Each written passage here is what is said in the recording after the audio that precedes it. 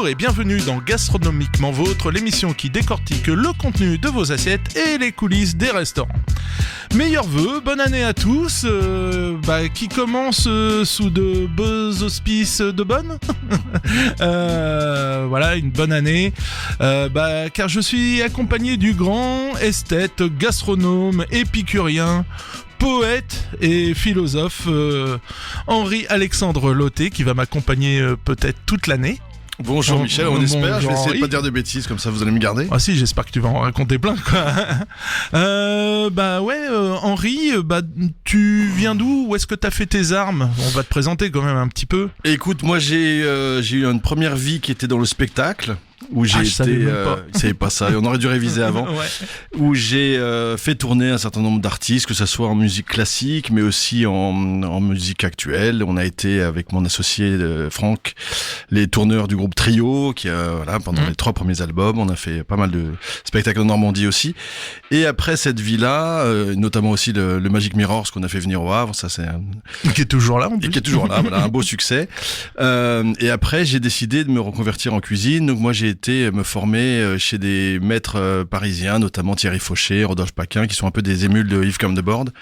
Voilà, donc j'ai appris la cuisine un peu du côté plutôt classique et gastronomique, mais avec un fort ancrage bistrot, quoi.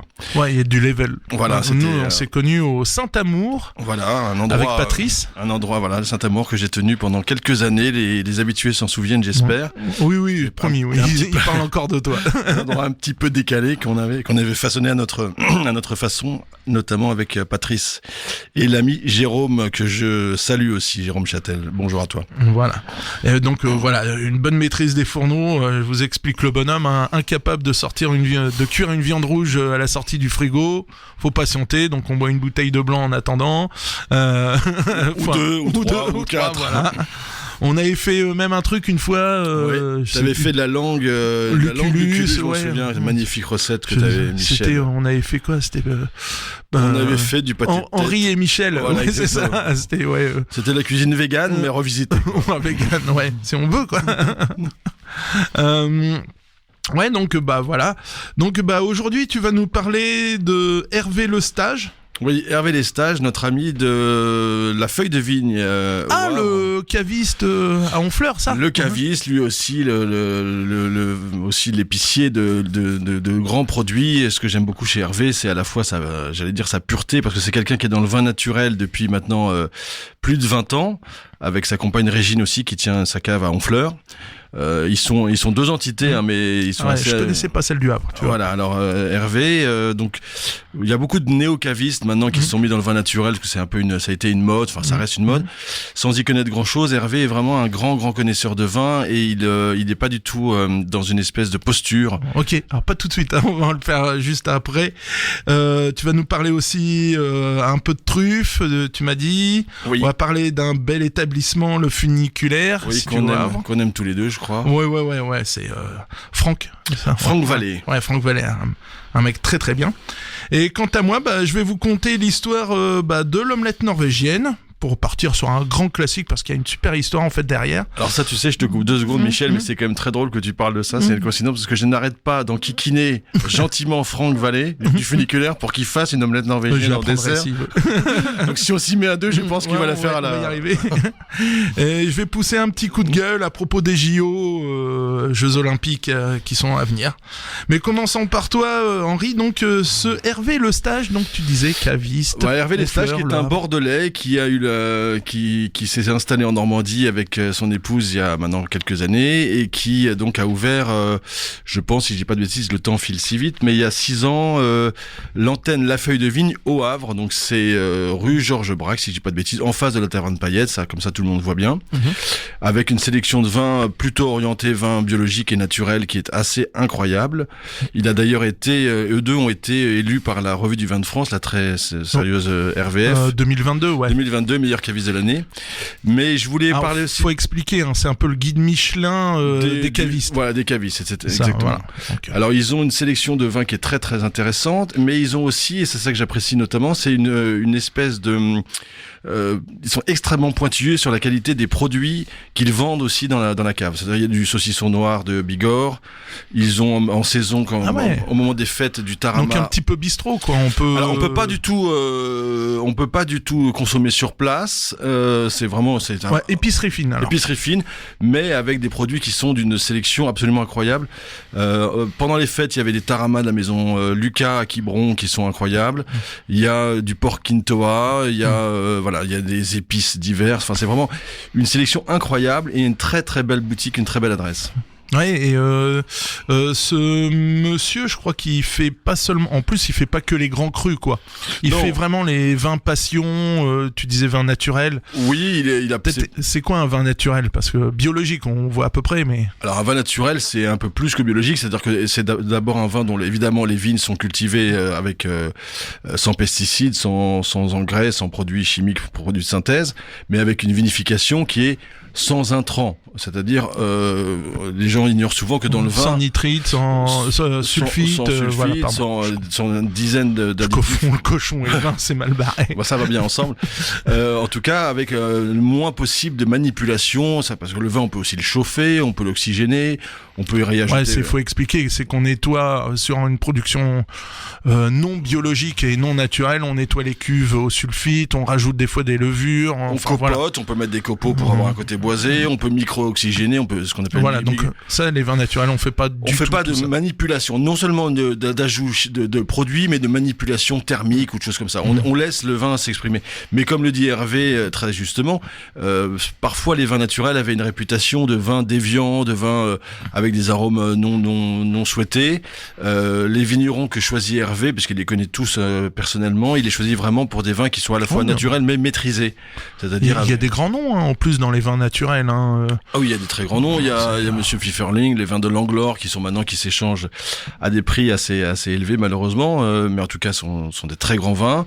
Il y a Monsieur Puzla, il y a Gramnon. Enfin, il a tous les grands noms, mais il a toujours à cœur de faire découvrir des nouveaux vignerons qui se lancent.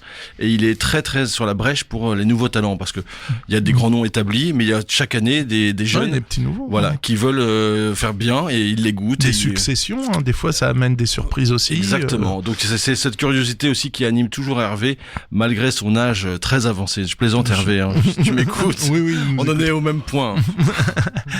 Ouais, non, bien sympa. Donc on va resituer donc 2 établissements, un Honfleur. Honfleur, c'est Régine qui est délicieuse et charmante et tout aussi compétente que sa compagne. Sa compagne, sa femme.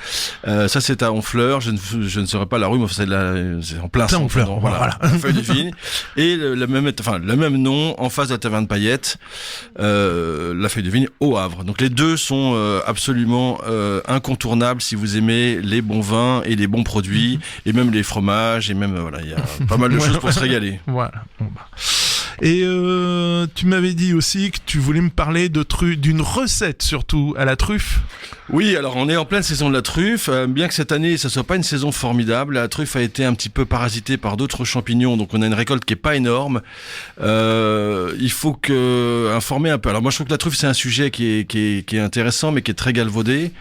On en veut partout, les gens achètent des brillas Savarin à la truffe qui est de la truffe d'été, qui est déshydratée. Alors truffe d'été c'est Tuber estivum, ça c'est pas c'est pas mauvais, mais j'adore, c'est que lui il a aucune fiche, moi je suis obligé d'avoir mes carottes en face de moi. Voilà, ouais. Alors sous le nom de truffe, on a celle qui se récolte d'août jusqu'à septembre. La truffe d'été qui n'est pas inintéressante, mais qui est quand même très très très inférieure à la Melanosporum, qui est le diamant noir, la truffe du Périgord. Attention, truffe du Périgord, c'est là où ça se complique, peut vouloir dire qu'elle vient quand même d'Espagne ou d'Italie. C'est un peu comme le melon de Cavaillon qui vient du Maroc. Les gens comprennent pas melon de Cavaillon du Maroc, c'est la variété. C'est la variété. Donc la truffe du Périgord, vous pouvez. C'est comme le cèpe de Bordeaux, il est pas forcément de Bordeaux. Exactement. Donc la truffe du Périgord n'est pas forcément dans le Périgord. Elle peut être en Espagne, en Italie et même en Australie. Elle est forcément maintenant malheureusement d'élevage, parce que la truffe sauvage, le papy avec son chien qui va gratter la terre, c'est plus comme ça, c'est des truffières. Ça veut pas dire que c'est moins bien, mais ça veut dire que c'est quand même un peu moins puissant que la truffe sauvage. Ça dépend des terrains. Si le mec il rajoute un peu, un peu de sauvage. Exactement. Alors ça serait bien qu'on sache un peu plus les conditions, mais en tout cas, on va pas faire toute une dissertation. L'important c'est que c'est quand même la pleine saison. On peut se faire plaisir Ça reste un produit cher, mais vous pouvez la trouver... mais on n'en met pas 3 tonnes non plus. On n'en met pas 3 tonnes. La recette que je vais vous indiquer, c'est une recette qui vient du grand Clément Bruno, un chef pimenté, qui... l'empereur de la truffe. Voilà, qui est à l'Orgue, dans le Var. Alors, la truffe s'accommode très bien de choses très simples. On parle souvent des œufs brouillés, de choses comme ça. Et c'est vrai qu'on n'a pas besoin de faire des choses trop compliquées. Là, il prend un pain de campagne qui fait griller. Il prend une mandoline à truffe, il en râpe quelques grosses lamelles, mais ça fait toujours 10 ou 15 grammes, et il l'arrose ce qu'il appelle un filet d'huile d'olive, moi j'appellerais plutôt, c'est un gros filet, et de la fleur de sel et un tour de moulin, et vous avez une tartine magnifique. Alors si vous mettez 10 grammes de truffe, même à 1500 € le kilo, faites le calcul, c'est pas énorme, ça vous fait 15 € pour avoir un plaisir quand même gastronomique exceptionnel. Exceptionnel, voilà. Le pain on le compte pas, et une belle huile d'olive, bon voilà. Vous pouvez vous faire plaisir sans savoir cuisiner, une râpée de truffe sur du pain grillé et de l'huile d'olive. Ça, c'est, à mon avis, c'est sympathique. Ça remplace avantageusement la confiture le matin. Alors, ma recette préférée, moi, c'est vraiment les œufs brouillés. Je vais juste indiquer, parce qu'en fait, on rajoute juste de la truffe à la fin, c'est surtout comment faire des bons œufs brouillés. Parce qu'à chaque fois, quand je vois les omelettes en morceaux, là, tu sais, c'est les buffets petit-déj, là, je fais bande de terroristes. Non, les vrais œufs brouillés, vous battez vos œufs déjà un petit peu à l'avance, les laissez reposer 10 minutes, ça leur fait du bien, une fois qu'ils sont battus, vos œufs. Et vous cuisez ça dans une russe, dans une casserole, et pas dans une poêle, comme on voit faire dans les films, là, américains. On démarre feu doux, limite à froid, hein, on démarre à froid, et on mélange au fouet. Moi, je fais au fouet. Toujours mélanger, pas feu fort, faut jouer avec le feu.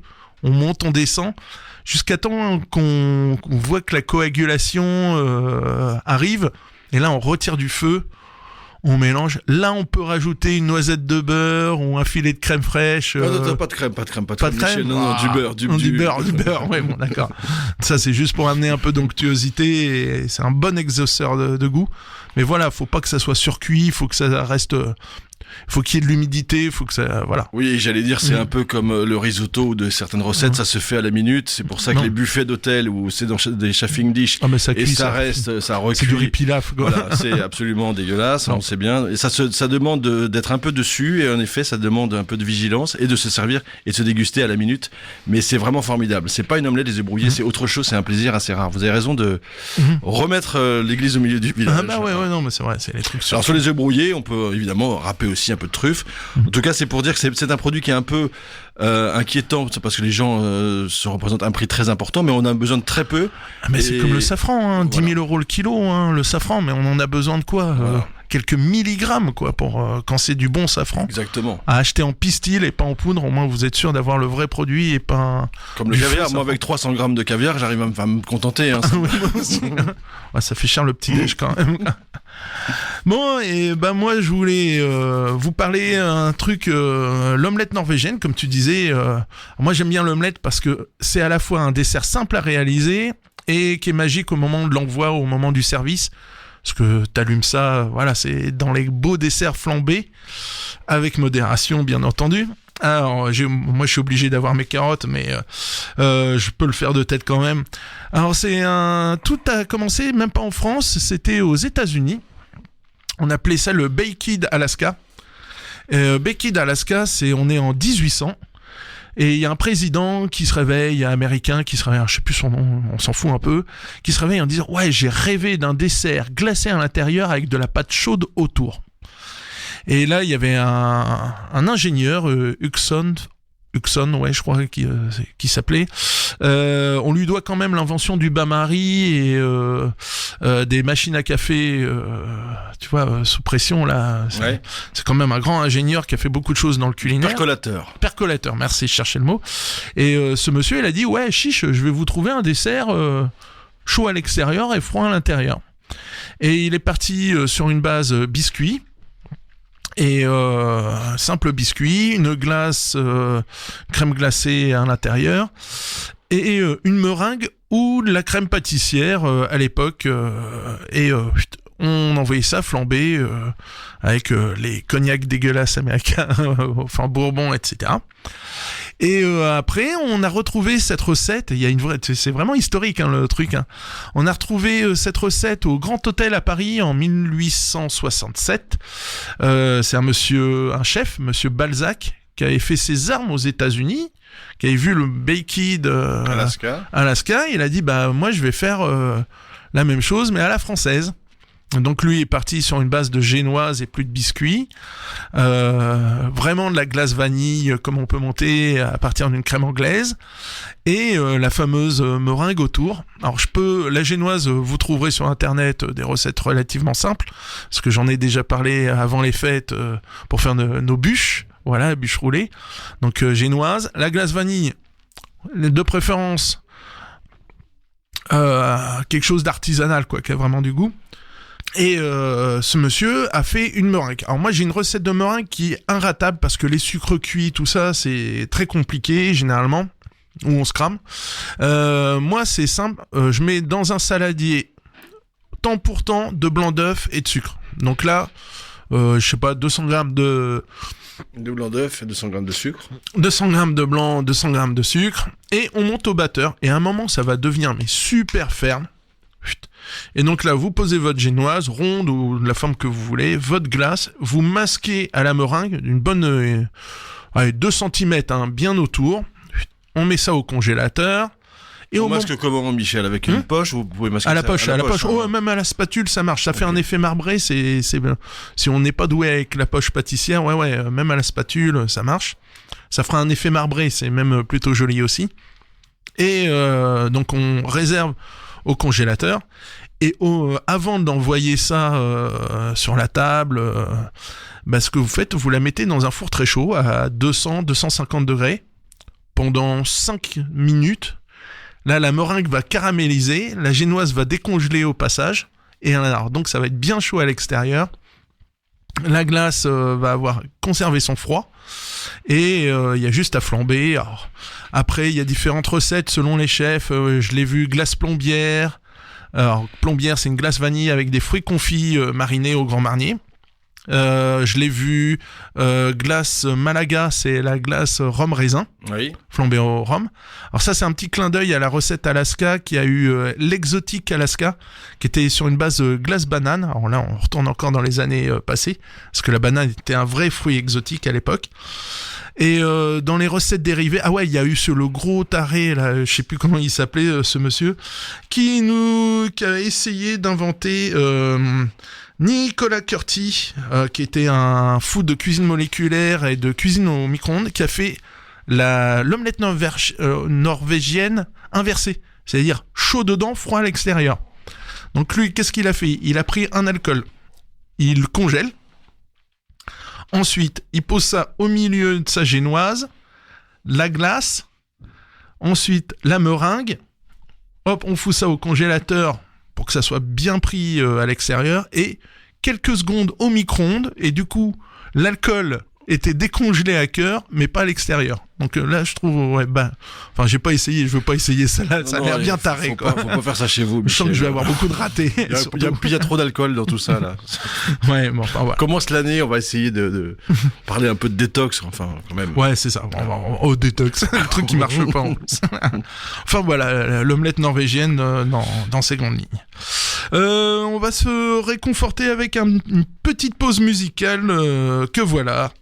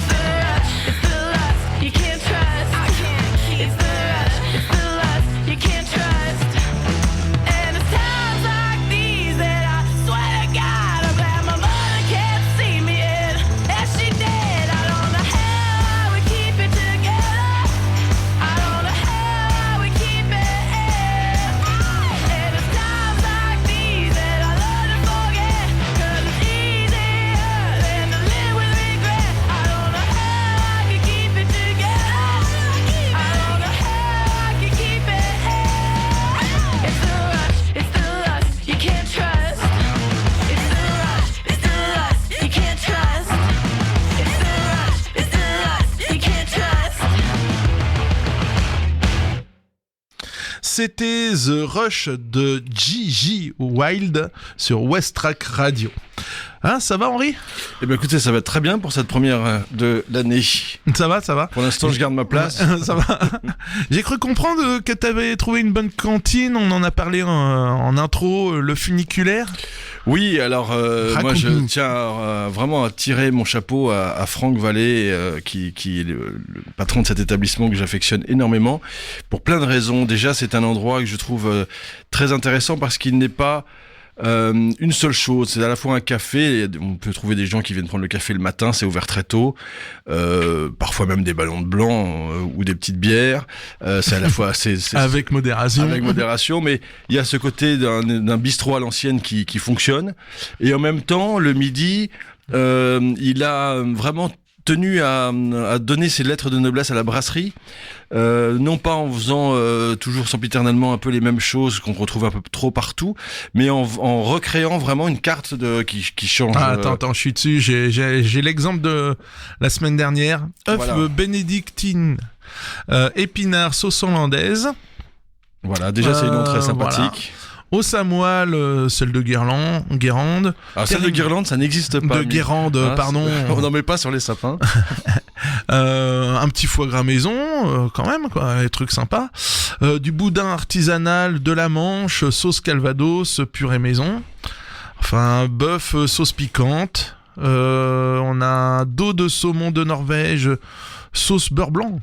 Ouais, beurre blanc, c'est le truc qu'on trouve plus, quoi. Et qu'il fait toujours, son cuisinier, Sabouge, qui est un très très bon chef que Franck a contribué à former, fait vraiment les recettes comme on ne les fait plus dans les règles de l'art. Quand ils font à Paris-Brest, ils font leur pâte à choux, le vrai beurre blanc, les sauces, les réductions, etc. Enfin, c'est vraiment une adresse qui rend honneur vraiment à la vraie cuisine de brasserie, avec des belles propositions. Ouais, petite selle d'agneau, je vois, blanquette de veau. On trouve pas souvent la selle d'agneau sur les tables, malheureusement, du midi. Ça se perd. Ça se perd. Donc, je trouve que c'était vraiment, pour moi, une des meilleures adresses du Havre. Malheureusement pas le soir, que le midi, mais très très belle table. On sent pas aussi en after work.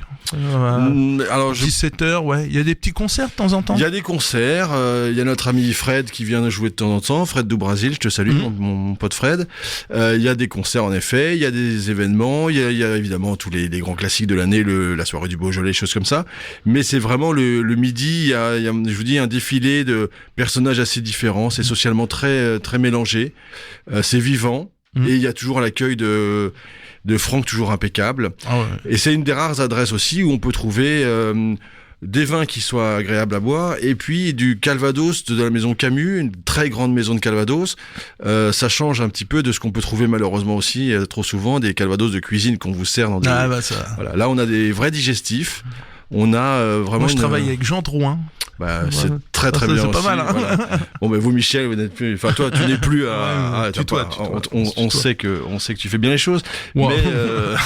Mais en tout cas, voilà. Aussi, on peut bien boire, bien manger chez Franck. C'est vraiment super. Je conseille vivement. La carte change tous les jours et c'est toujours fait. Que ce soit les desserts aussi qui sont toujours faits avec le savoir-faire pâtissier. Enfin, vraiment incontournable adresse. Moi, c'est un de mes grands coups de cœur des dernières années et ça va continuer en 2024. Le funiculaire. On dit l'adresse.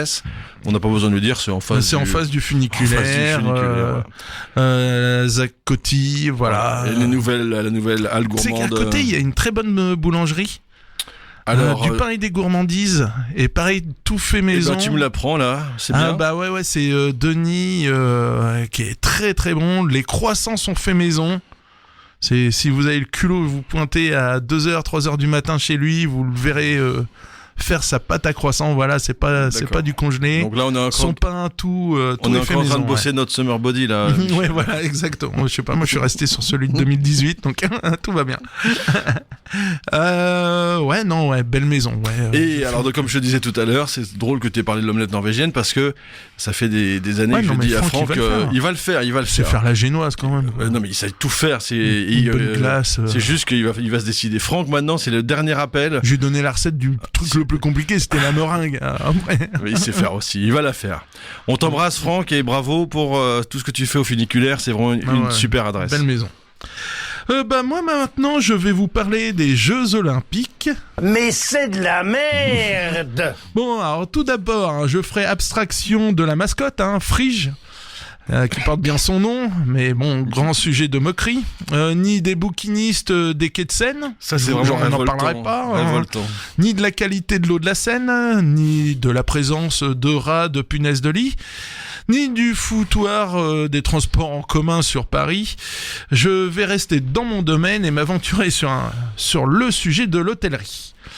J'ai dû annuler mon séjour cet été, à 2024 à Paris, à cause des prix. Je sais pas si tu es au courant, les prix des chambres d'hôtel. Délirant. Oui, les tarifs ont explosé, ils ont été multipliés par 6,6 dès le départ. Donc, tu vois, ta chambre à 300 balles, 3 x 6, 1900. Allez, bam 1900 € ta chambre, avec des fois l'obligation de prendre 3 jours.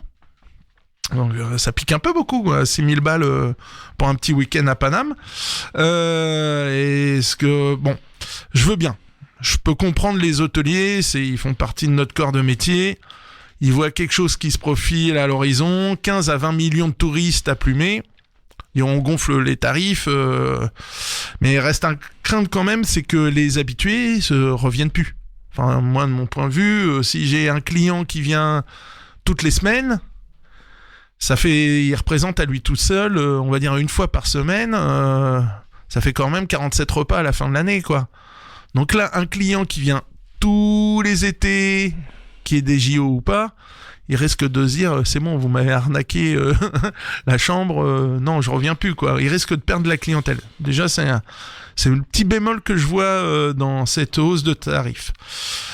Bon, on fait abstraction, mais ce que j'ai regardé, c'est que malgré la baisse des prix actuels, là, j'ai regardé il y a 3 semaines, 1 mois, les prix sont descendus à 4,3. Tu vois, ils ont baissé un petit peu le coef, mais bon, c'est pareil, quoi. On reprend notre chambre à 100 balles, passe à 400, ça pique encore un petit peu, moi, je trouve. Donc, j'espère que cette baisse va continuer. Mais alors là, c'est la cerise sur le gâteau. C'était il y a 3 semaines, ouais, exactement. J'ai entendu le projet de loi finance, qui est passé à coup de 49.3 là. Le truc pas vraiment drôle, quoi. Enfin, même si madame est partie depuis... Ça va pas s'arranger. Voilà, ça va pas s'arranger. Mais voilà, le projet de loi finance prévoit une augmentation de 200%, donc x2, de la taxe de séjour. Et ça sur l'Île-de-France, Lille, Lyon et Marseille. En fait, toutes les villes où il y a les JO, quoi. Donc, nos touristes... Alors, j'ai regardé, c'est pas une taxe qui est excessivement chère. Des fois, c'est juste 1 €, mais enfin, de 1 €, ça passe à 2 €. Et c'est là où je crée un petit peu au scandale, c'est que c'est pour financer France Mobilité. Alors, j'ai regardé les calculs qui ont été faits dans Capital, Le Monde et Midi Libre. France Mobilité à Paris avait besoin de 200 millions d'euros, et la hausse de taxe de séjour, ça va leur rapporter 427 millions. Donc c'est plus qu'un budget, quoi. Donc j'espère que les rues de Paris vont être propres, qu'il y aura pas ces punaises de lit, qu'on va foutre la paix aux bouquinistes, ça c'est important. Voilà, préserver un petit peu notre patrimoine. Voilà, et faut entendre, c'est tout le mécontentement de tous les syndicats de l'hôtellerie, les deux compris, l'UMI et le GNI, pour les citer, qui espèrent que l'État et le gouvernement vont pas assassiner tout le monde, surtout nos touristes à venir, parce que ça va nous faire vivre tous, parce qu'on sait qu'il y aura pas assez de chambres à Paris, donc ils risquent de débarquer en Normandie et ailleurs. Donc voilà, nous on est prêts à les accueillir sans forcément les assassiner, je pense. Voilà, c'était mon petit coup de gueule. Sinon, il reste toujours la tente de camping sous les ponts. Il y en a déjà quelques-unes, donc. Ou alors, on va rester au Havre, sinon. Ouais, voilà, c'est pas mal non plus. C'est bien aussi, on est bien ici, Michel. Qu'est-ce que vous bougez aussi comme ça? Il faut rester ici, on est bien. On est bien. En toute saison, qu'il pleuve, qu'il neige, on est bien. Ouais. Voilà, ça t'a plu, Henri? Parfait, C'était c'était bien. très sympathique. C'est bien. Alors voilà, c'était Gastronomiquement Vôtre sur West Track Radio. Retrouvez l'émission sur Facebook, sur notre page Facebook de l'émission. Le podcast sur toutes les plateformes, Spotify, Deezer, de Google, iTunes, tout ce que vous voulez, ainsi que sur west-track.com. Merci Henri. Merci beaucoup Michel. À la prochaine avec moi encore. Ah bah avec Ouais, on plaisir. remet ça. On remettra le couvert. Avec plaisir. Et comme disait Joël Robuchon, Et bon appétit, bien sûr.